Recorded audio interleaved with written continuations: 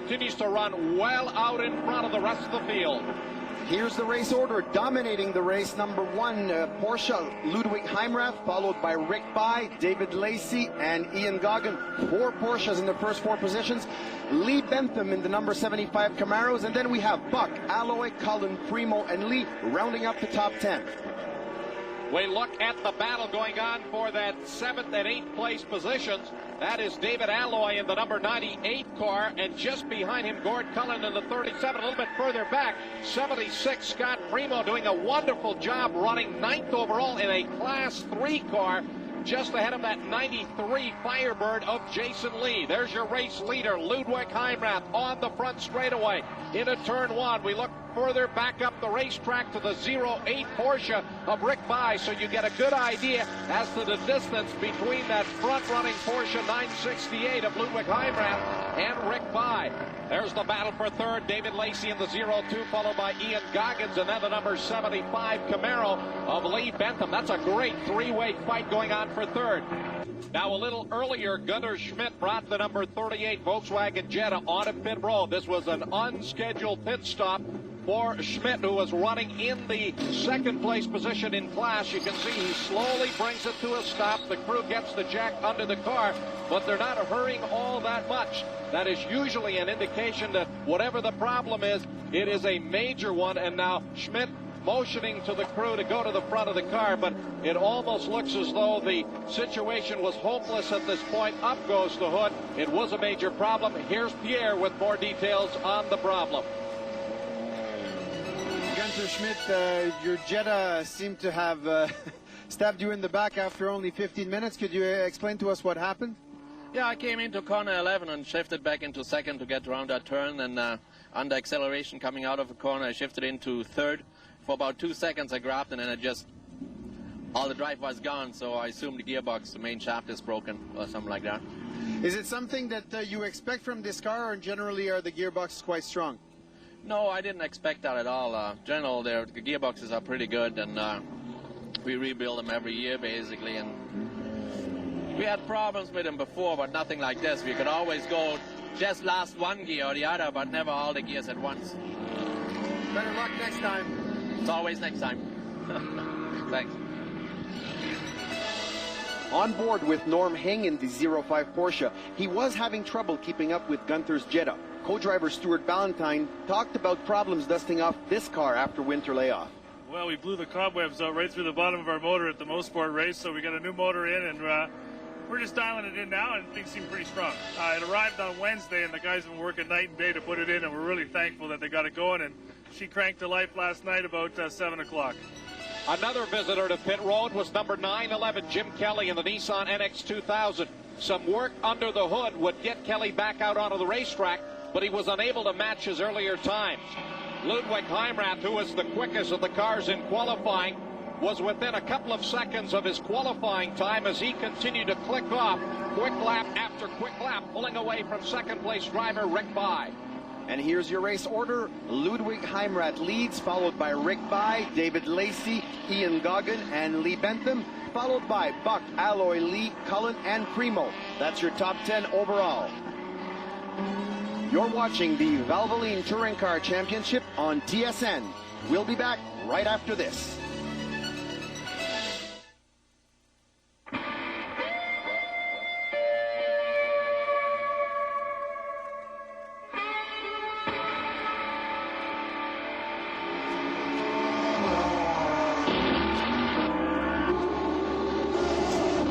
Do most race car drivers use Valvoline motor oil?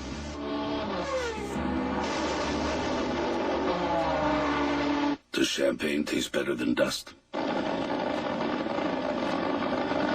in the 05 Porsche 944 as he continues to run just outside of the top 10.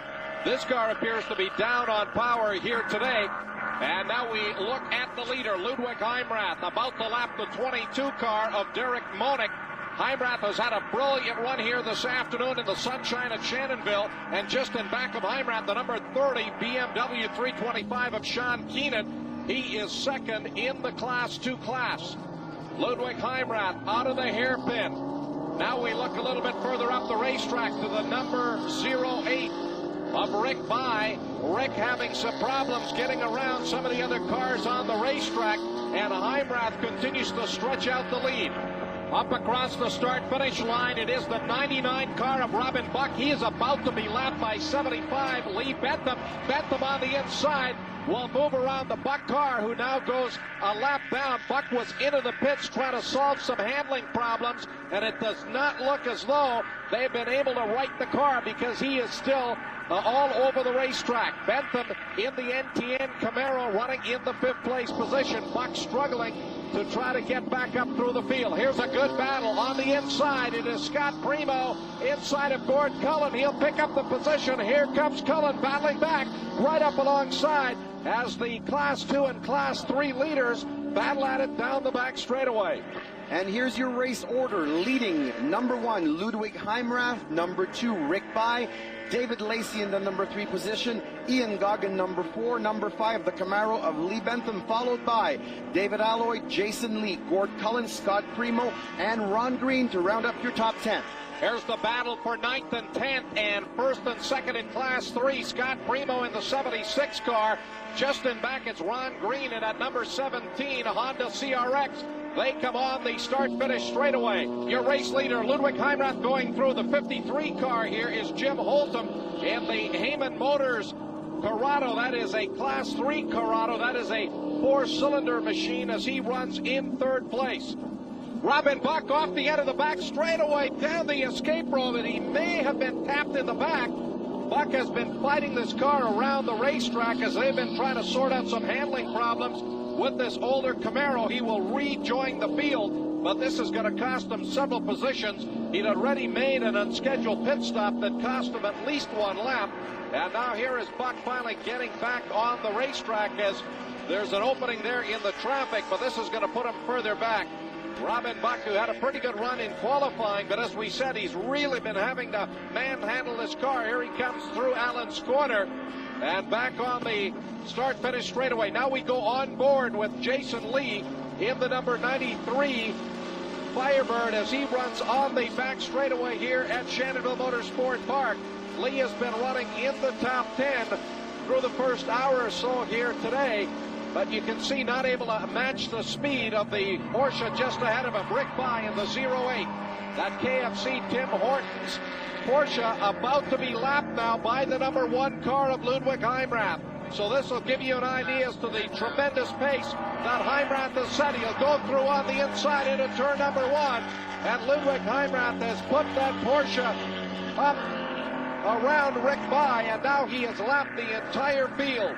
Heimrath continues to pull away here from Rick By in that Porsche 968. I tell you, the Heimrath crew has done a tremendous job of getting this car dialed into the twists and turns here at Shannonville.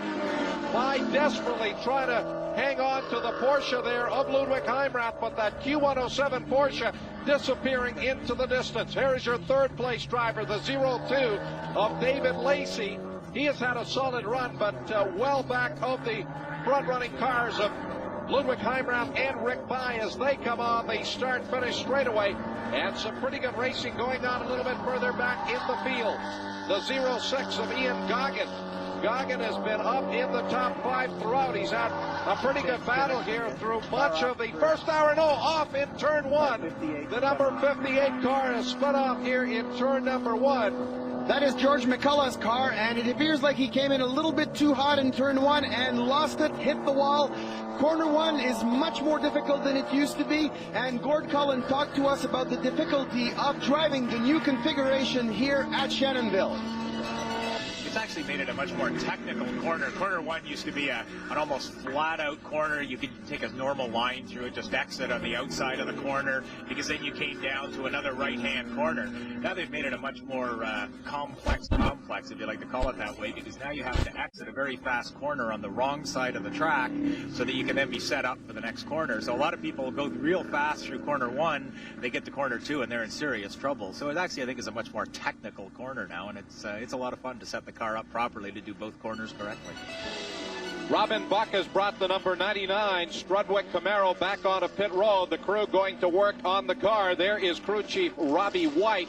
He'll have a conversation here with his driver Robin Buck has been wrestling this car throughout the first hour or so of the event here this afternoon. As they're still working on the car, Earl Gallegos looking on as the crew continues to try to get him back out on the track. And regardless of the repairs they have to make them within the rules and regs of the championship. Here's Pat with more. The rule book of the Valvoline Touring Car Championship is quite clear. Race preparations of these cars are limited to a few specific areas, and that makes for safer and closer racing and allows good driving, teamwork, and strategy to really shine. The focus of all of the allowable changes is to equalize the performance of all of the eligible cars in the three classes. Engines cannot be modified, and except for pads, braking systems must all be original equipment. One of the areas that can be modified on the cars are the suspensions, and that's where the teams will put a great deal of focus. They can change the original shock absorbers to an aftermarket unit. Some of the cars will see the sway bar being adjusted, and that will be really the point on the car where they will focus and try to improve the performance. They also have a choice between high-octane pump fuel or actual racing gas. The rule book is also quite clear on one other item: tires. The drivers must use a DOT-approved street-legal tire. So they'll be making the same decisions in terms of grip and longevity that you and I make when selecting a tire for our street car at our local tire dealer. The facts are greater grip, greater tire wear.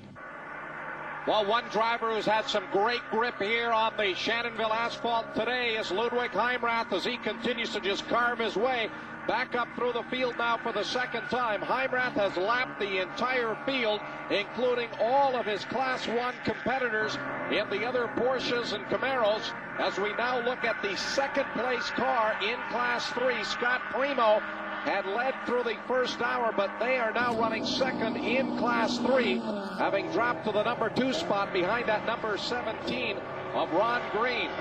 The second of the Strudwick Camaros back up across start-finish. That's the Camaro being driven by David Alloy and Earl Gallegos as the race leader back through turn 1. Ludwig Heimrath with a tremendous run here today at Shannonville through that bank left-hander at turn 2.